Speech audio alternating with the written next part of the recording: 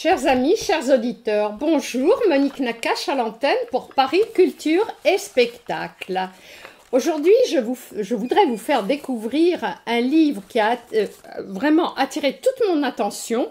Ce livre est celui de Jacques Zérat, à qui, avant tout, je dis bonjour Jacques Zérat. Bonjour. Alors, vous nous arrivez avec un livre magnifique, très bien écrit, L'horizon lumineux, qui est apparu aux éditions Amalthée. Et en préambule, je voudrais relire la citation que vous donnez. « Malgré les vicissitudes de mon adolescence, je me suis construit à l'ombre du siècle des Lumières, j'ai grandi avec les valeurs de justice et de liberté qui m'ont conduit vers l'horizon lumineux. » Honnêtement, Jacques Zérat, ça, c'est une conclusion, un début, une conclusion, une analyse très fine de votre livre. Alors, nous allons tout de suite rentrer dans le vif du sujet, car il y a des grands personnages qui teintent votre livre et qui attirent toute notre attention.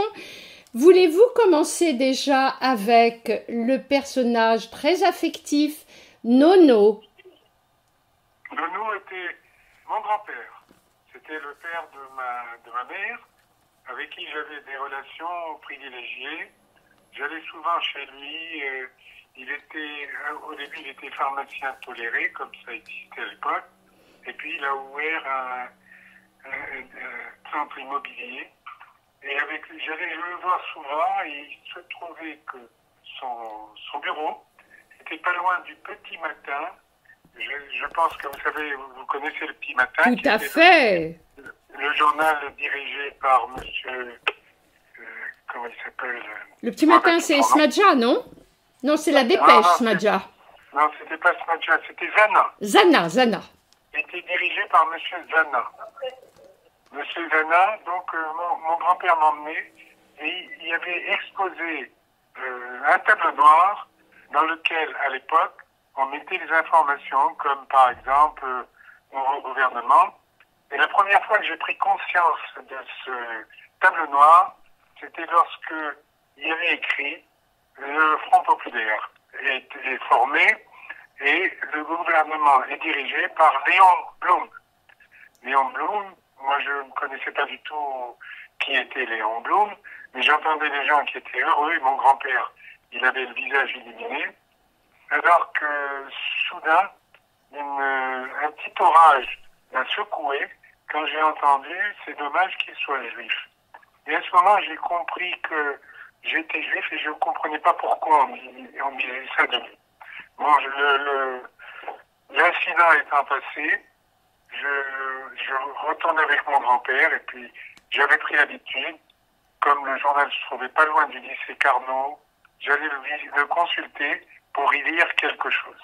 Alors, Jacques Zérat, quand vous avez fait cette découverte, donc avec le tableau noir, je sais que vos petits-enfants sont autour de vous et ça doit leur paraître quand même très étrange de découvrir sur un tableau noir les actualités, en réalité, ce qu'on appelait les actualités. Vous avez donc 9 ans. Vous avez cette insouciance, vous avez cet amour du foot et tout de suite, après Nono, vous nous parlez donc de votre amour pour votre instituteur qui avait su déployer chez vous cet intérêt pour les leçons et qui avait en même temps acquis l'affection de ses élèves. Eh bien oui, l'instituteur s'appelait monsieur Jacquinot. Je me rappelle, il avait toujours une cravate rouge et je pense qu'il avait des tendances, enfin je suis sûr même qu'il était socialiste. Et il nous faisait des cours qui n'étaient pas des cours habituels, comme des mathématiques 2 et 2 font 4, mais il nous expliquait la valeur des choses. Et il m'a marqué toute ma vie, même jusqu'à présent, je crois que c'est une figure symbolique. C'est un peu la raison pour laquelle je tiens absolument à vous faire parler de lui, parce que les gros personnages, vraiment pour lesquels vous avez beaucoup d'affection, sont magnifiquement bien décrits. Vous avez donc Nono, vous avez Nona, dont on pourra parler tout à l'heure, avec qui la femme de Nono. C'était la femme de Nono, mais elle, c'était... Vous savez, en Tunisie, mon grand-père était très cultivé, il avait eu son bac, alors que ma grand-mère ne parlait pas du tout le français. Et vous parliez Et arabe apparemment, avec elle, d'ailleurs. on parlait arabe, mais en barigouiné parce que c'était difficile de parler arabe avec ma grand-mère qui, alors, des fois, on lui disait des mots en français et puis on lui expliquait ce que ça voulait dire. C'est Et magnifique. c'était très sympathique parce qu'elle était très intelligente et comprenait rien qu'à la parole ce qu'on voulait lui dire.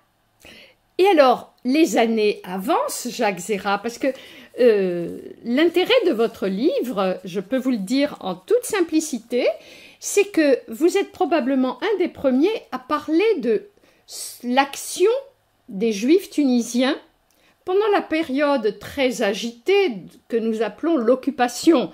Donc en fait, votre bar mitzvah arrive, vous découvrez les rites de la bar mitzvah, vous découvrez en quelque sorte, parce que votre judaïsme était un judaïsme de tous les jours, qui n'était pas forcément affirmé, vous étiez juif comme vous respiriez, et là, vous rentrez dans ce que vous appelez d'ailleurs la culture juive.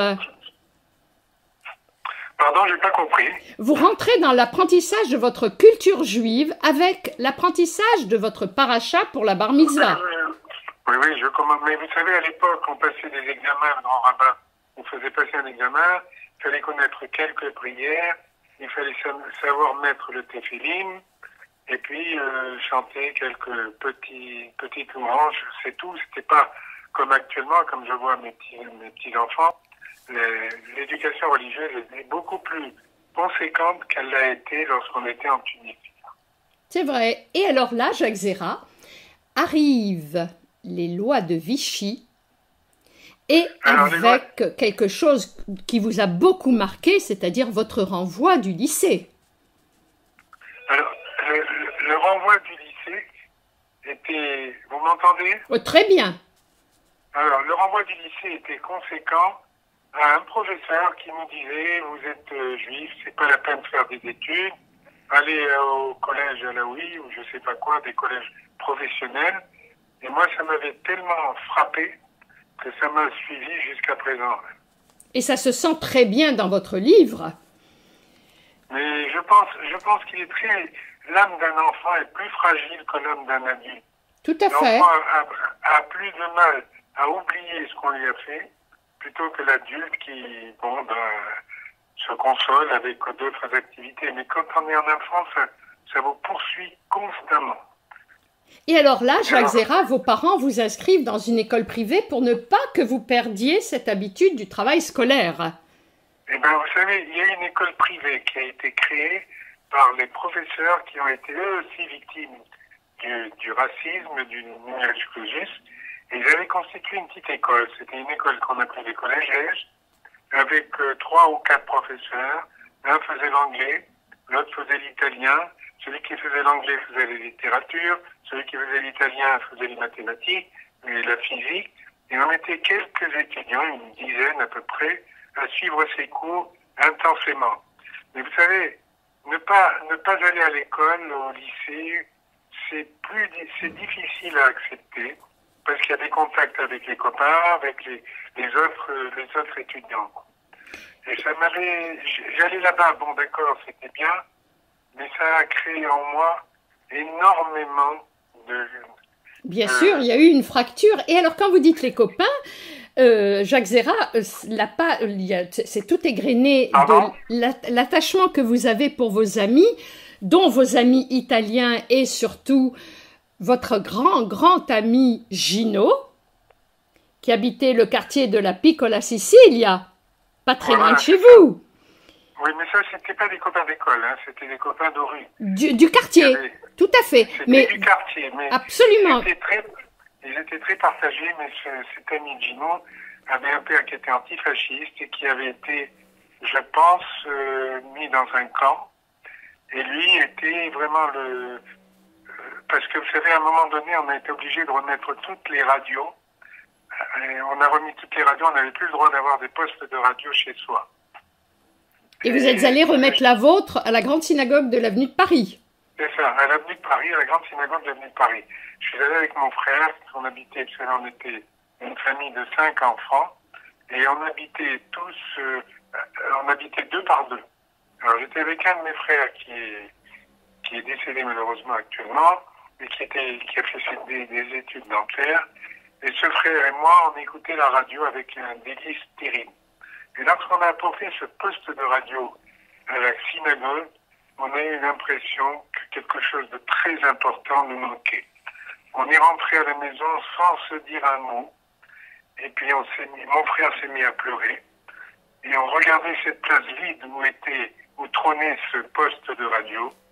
Et ça nous a marqué énormément. Bien sûr. Et alors, et grâce à Gino, on était au courant. Il m'invitait des fois à écouter la BBC chez lui. Mais malheureusement, on ne pouvait pas y aller le soir parce que... Et alors, c'est très touchant quand vous décrivez la fin tragique de Gino, parce que... Ah oui, lui est mort au cours d'un bombardement. Il y avait beaucoup de bombardements en Tunisie, et il y avait des bombardements qui étaient vraiment cruels, par exemple comme celui de la Marsa. Mais il y a eu un bombardement où une bombe a dû s'égarer et tomber sur son immeuble, et il a été complètement... Et lui était mort, et moi ça a été jusqu'à présent, je pense encore à lui, c'était un frère d'armes et un frère tout court. Je comprends. Alors Jacques, j'ai presque envie de vous appeler Jackie, parce que là, vous faites une très belle rencontre. Parlez-nous du commandant, s'il vous plaît. Alors il y avait un monsieur que j'appelais le commandant Jacob, qui passait tous les jours dans notre rue et qui voyait nos jeux d'enfants. Et un beau jour... Et on avait un plaisir à l'accompagner jusqu'à sa maison qui était un peu plus loin. Et un beau jour, il m'a dit, écoutez, vous pouvez me rendre un service. J'ai une lettre à transporter et j'ai pas le temps d'y aller. Il m'a donné la lettre et tout bonnement, sans croire que c'était dangereux, j'ai emmené cette lettre là-bas. Et puis j'ai raconté cette histoire à ma mère qui m'a dit, mais ça va pas dans ta tête, qui c'est ce monsieur, à savoir quelle lettre tu as transportée. Promets-moi que tu ne verras plus à partir de maintenant. Et c'est comme ça qu'ont commencé mes amitiés avec le commandant, qui s'appelait le commandant Jacob, qui lui était chef d'un réseau et qu'il m'utilisait comme boîte aux lettres pour transporter des lettres. Jusqu'au jour où il m'a dit de faire un attentat. J'ai refusé parce que je ne suis pas homme. Je suis pour l'homme. J'aime l'homme, mais je ne pourrai jamais détruire un homme, quel qu'il soit. Je suis un objecteur de conscience. Bon, ça a continué jusqu'à la Libération. Et à la Libération, il m'a dit, je me débrouillerai pour vous faire réintégrer le lycée à votre classe normale. Il a tenu parole, puisque vous avez repris. J'ai pu réintégrer le lycée. J'avais fait pour faire plaisir à mon grand-père qui voulait que je fasse du latin. J'ai fait du latin, mais j'étais tellement mauvais. Et le proviseur du lycée, je crois que ça s'appelle Cafort, m'a convoqué et m'a fait une épreuve de latin. J'étais tellement mauvais, il m'a dit vaut mieux que vous fassiez une carrière scientifique.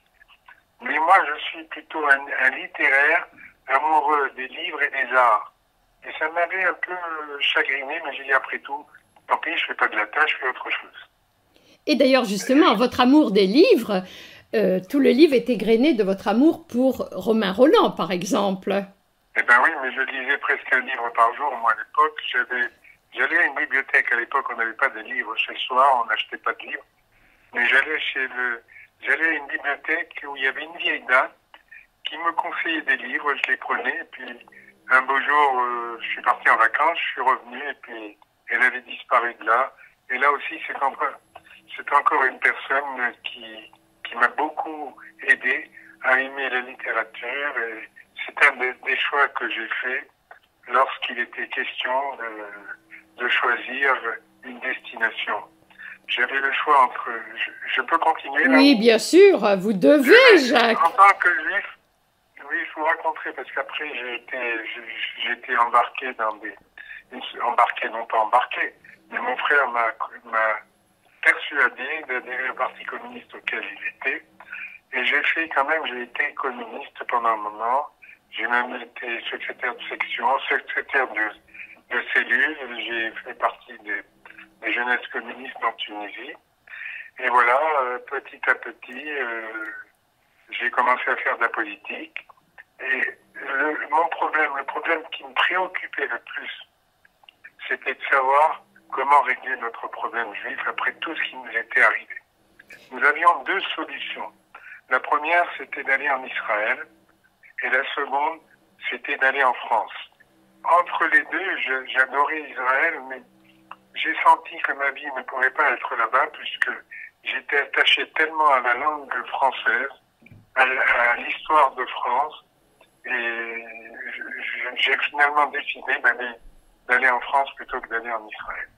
Et d'ailleurs, je dois rappeler que Jacques Zéra, au départ, vous vous destiniez à faire une école de cinéma. Oui, au début, oui, mais ça c'était, je voulais faire ça, c'était au début, et c'est pour ça que l'anglais était important. Je m'habituais à parler anglais devant une glace, parce que j'ai dit, si je suis metteur en scène, je ne pourrais pas faire de la mise en scène si je ne sais pas parler l'anglais.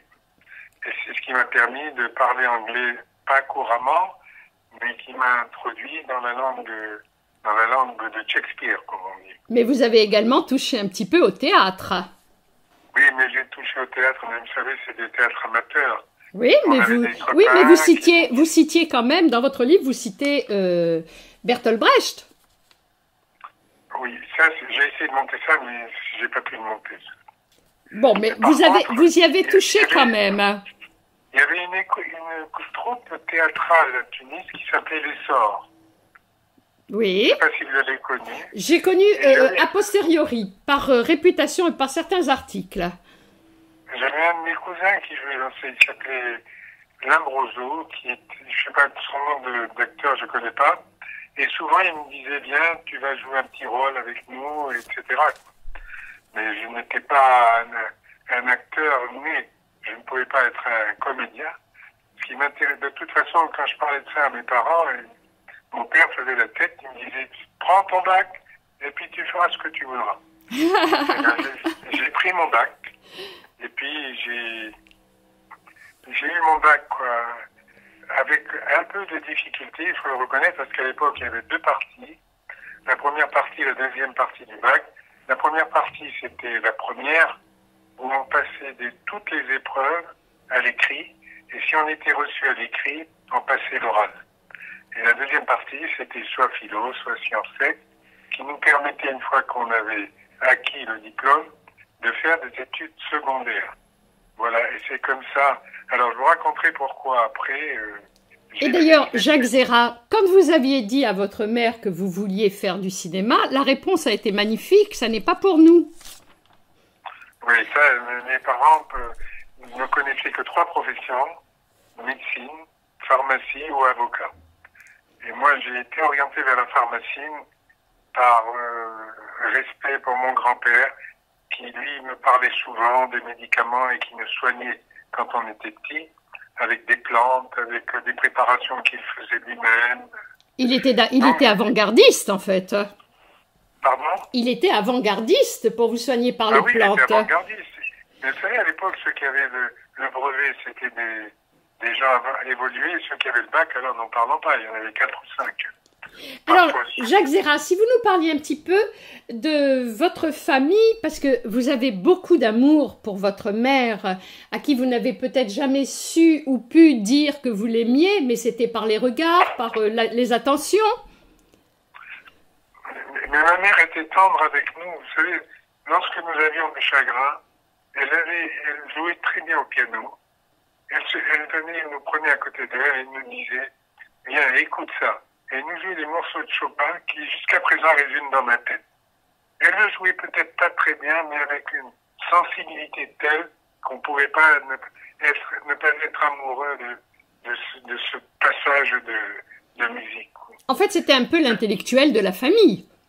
Ma mère, elle était allée jusqu'au bac, je crois, parce qu'elle fréquentait une école italienne.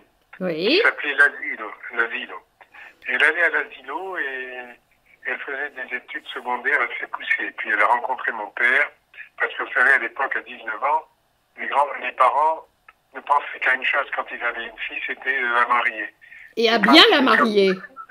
Comment ? Et à bien la marier. À bien la marier, oui, mais comme mon grand-père il y avait une différence de culture énorme. Ce qui fait qu'on a baigné dans une culture élevée et dans une culture, disons, comment on dit, pragmatique, quoi. C'était pas, elle nous parlait du couscous, elle nous parlait de ce qu'elle allait faire, elle nous parlait, mais par contre, elle avait l'écoute de tous les jeunes qui venaient, parce que on était 5 frères. Et chacun des frères, enfin à l'époque, les autres étaient encore tout petits, chacun des frères invitait ses copains, et quand ils avaient des problèmes, ils allaient voir ma grand-mère, et elle lui disait, maman, j'ai un chagrin, qu'est-ce que je dois faire? Elle leur répondait, elle leur dit, écoute mon fils, au coin de la rue, tu peux rencontrer le bonheur. Quelle merveille! Ça les apaisait. Ah, quelle merveille! Et votre père avait des magasins de tissus? Alors mon père c'était autre chose. On avait des rapports avec lui qui étaient des rapports très affectueux.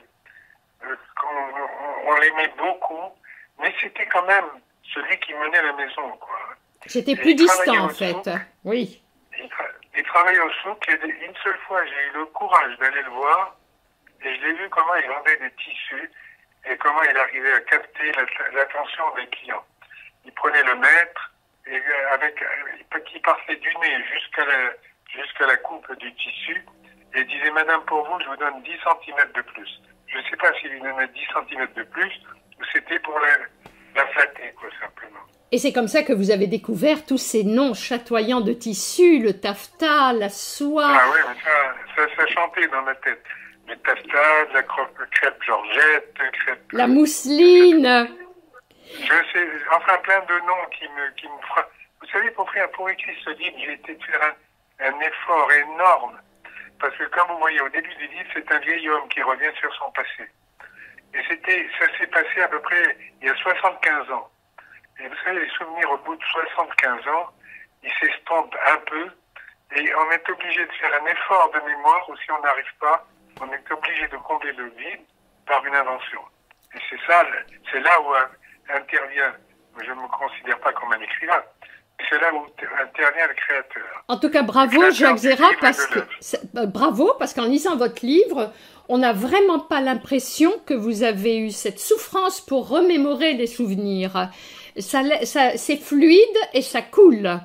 Et j'ai presque envie de vous poser une question, parce que pendant les 6 mois d'occupation, les familles se regroupaient. Donc vous avez hébergé à la villa l'oncle et la tante, et l'oncle chantait en italien le papillon. Ah oui, c'était des Livornais. Absolument, il farfalla.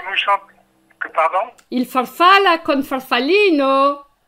Le papillon. Non, il récitait une récitation qui s'appelait le papillon. Tout à fait. Il disait il farfello col farfallino. Et chaque fois qu'il prononçait ce mot farfallino, il y avait une alerte. Alors, quand il arrivait là, tout le monde, pour rigoler, des fois ça n'était pas bien sûr, mais on se mettait tous, on s'habillait, on mettait des casseroles sur la tête. Vous savez, à l'époque, vous mettiez ce que vous aviez, bien sûr. On mettait des casseroles sur la tête ou on s'abritait sous une table pour éviter les bombardements. Et bien merci, on n'a pas été atteint, et à part Gino qui malheureusement est mort sous un bombardement. Et oui. On avait tous nos amis, toute la famille a été un peu épargnée, et ça c'est heureusement. Jacques Zéra, j'aime à penser que la relation entre le farfallino et votre côté superstitieux vient de là, parce que vous en parlez dans votre livre, vous dites que vous avez gardé un petit peu cette impression de superstition. Est-ce que ça viendrait du farfallino? La superstition vient du fait que nous avons une éducation où mon père voulait absolument que nous ayons tous une éducation religieuse, que nous faisons confiance en Dieu. Et vous savez, dans la vie, il y a un passage quand vous avez 16 ou 17 ans où vous rejetez toutes ces croyances. Et puis, à l'occasion d'un incident banal, vous êtes de nouveau envahi par la foi et par la croyance. C'est vrai, c'est vrai. Jacques Zéra, qu'est-ce qui vous a motivé pour écrire ce livre? Est-ce que ça a été un voyage à Tunis? Est-ce que ça a été une envie de raconter à vos enfants et vos petits-enfants? Mes enfants, je leur racontais pas ça parce que... Oui, c'est souvent la génération d'après qui est intéressée. Non, c'est pas qu'ils s'intéressaient pas, mais les petits-enfants étaient plus attentifs et ils voulaient connaître la vie. Les enfants, ils la connaissaient puisqu'ils nous ont vus, ils nous ont vu grandir, nous installer, et ainsi de suite. Mais les petits-enfants ne connaissaient rien de notre vie. Ils savaient qu'on venait d'un autre pays. Ils ne savaient pas où se trouvait l'autre pays. Et puis, voilà, c'est tout. Alors, papy, raconte-nous qu'est-ce que tu faisais quand tu étais jeune, quels étaient tes amis, et où tu étais, tout ça. Mais eux étaient beaucoup plus attachés à ce qu'on leur disait que les enfants. Les enfants, bon, ils aimaient bien ça. Quoique maintenant, ils s'intéressent encore. Tout à fait. Et alors justement, Jacques Zéra, l'année du bac, l'été du bac, c'est là que vous rencontrez, parce que l'amour aussi, vous égrenez des petites... Oui, mais c'était l'année du bac. Mais tout à fait. J'ai rencontré Simone autrement, enfin mon épouse. Celle qui deviendra votre femme. Nous avons fêté nos 60 ans de mariage. Qu'on la cavode. C'est encore un incident. Quand vous dites les choses n'arrivent pas comme ça, mais ma grand-mère avait raison. Au détour d'un chemin, nous rencontrer le bonheur. Hein. Absolument. Quand on a rencontré ma femme, j'avais des copains. On était très amoureux de bicyclette et on voulait jouer au Tour de France. Un matin, on s'est réunis, on a dit, on va aller au Boucornine, parce que le commandant m'avait dit qu'il y avait peut-être des fours crématoires qui allaient être construits là. Ça s'est pas révélé exact, mais on a dit on va aller voir ce qui se passe là-bas. Et on a pris nos vélos, et puis en cours de route, un des vélos s'est cassé, et on s'est trouvé dans une petite forêt qui s'appelait Borchedria. Je sais pas si ça vous dit quelque chose. Oui, tout à fait. Et on est rentré dans cette forêt, et on a dit tiens, on avait pris quelques galettes, parce que c'était pas ça, oui.